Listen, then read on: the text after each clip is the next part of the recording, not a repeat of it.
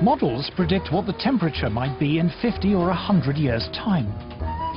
It is one of their peculiar features that long-range climate forecasts are only proved wrong long after people have forgotten about them. As a result, there is a danger, according to Professor Carl Wunsch, that modelers will be less concerned in producing a forecast that is accurate than one that is interesting. Even within the scientific community, you see, it's a problem. If I run a complicated model and I do something to it, like melt a lot of ice into the ocean, and nothing happens, it's not likely to get printed. But if I run the same model and I adjust it in such a way that something dramatic happens to the ocean circulation, like the heat transport turns off, it will be published. People say this is very exciting. It will even get picked up by the media. So there is a bias, there's a very powerful bias within the media and within the science community itself toward results which are dramatizable. The Earth freezes over. That's a much more interesting story than saying, well, you know, it fluctuates around. Sometimes the mass flux goes up by 10%, sometimes it goes down by 20%, but eventually it comes back. Well, you know, which would you do a story on? I mean, that's what it's about. To the untrained eye, computer models look impressive, and they give often wild speculation about the climate the appearance of rigorous science.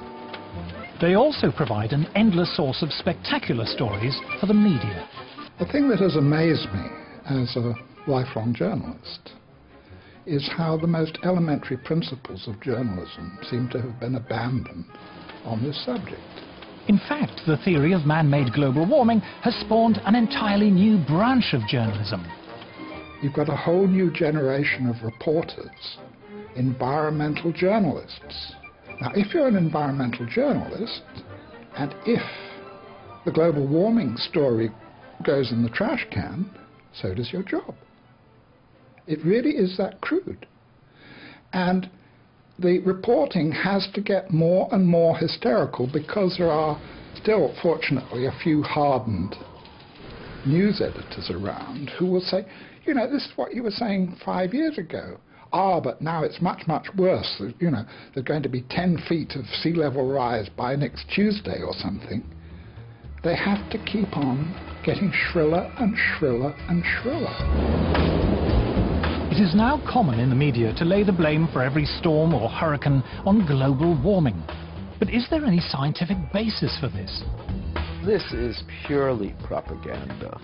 Every textbook in meteorology is telling you the main source of weather disturbances is the temperature difference between the tropics and the pole.